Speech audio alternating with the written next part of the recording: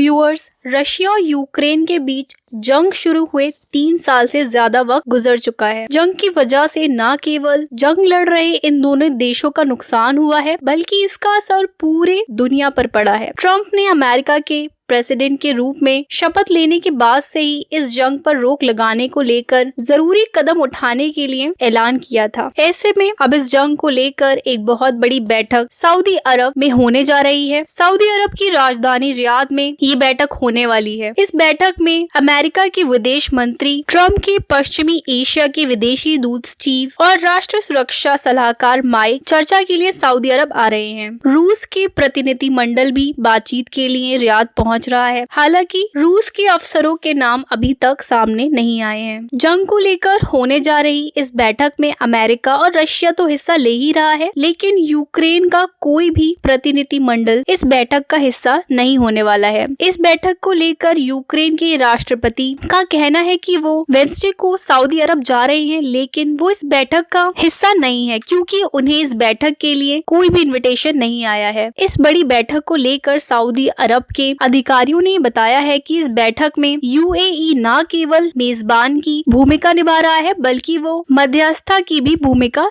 निभा रहा है। इस बैठक में यूएई की टीम का नेतृत्व देश के राष्ट्रीय सुरक्षा सलाहकार करेंगे। व्यूअर्स, आपको बता दें, बाइडेन के जितना भी कार्यकाल रहा, उस कार्यकाल में रूस और यूक्रेन के बीच ये जंग शुरू हुई थी और बाइडेन के राष्ट्रपति रहते हुए अमेरिका और रशिया के बीच कोई अच्छी बातचीत नहीं हुई जिससे कि इस युद्ध को रोका जा सके। लेकिन डोनाल्ड ट्रम्प ने अमेरिका चुनाव से पहले ही लगातार ये कहा था कि वो राष्ट्रपति बनते ही इस जंग को खत्म करने के लिए पुतिन से बातचीत करेंगे। हालांकि ट्रम्प ने अपने राष्ट्रपति बनने से पहले इजराइल और फिलिस्तीन की जंग को लेकर भी यही कहा था और इसी तरह का बयान उन्होंने यूक्रेन और रशिया की जंग को रोकने के लिए भी कहा था। शपथ लेने के बाद ट्रम्प ने पुतिन से फोन पर बातचीत भी की और सऊदी अरब में अब हो रही इस बैठक को बहुत ही ज्यादा इम्पोर्टेंट माना जा रहा है। इस बैठक के बीच ब्रिटेन के प्रधानमंत्री ने कहा कि यूक्रेन में शांति समझौते को लागू करने के लिए ब्रिटिश सैनिकों को जमीन पर उतारने के लिए वो तैयार हैं। उन्होंने कहा है कि यूक्रेन को सुरक्षा में मदद करने के लिए यूनाइटेड किंगडम और यूरोप की सुरक्षा भी मजबूत होगी। उनका ये भी कहना है ये एक स्ट्रॉन्ग समझौता है और आने वाले दिनों में वो ट्रम्प और G7 देशों के सहयोगियों से मुलाकात करेंगे। व्यूअर्स, ये जो बैठक होने जा रही है यूएई में, इस पर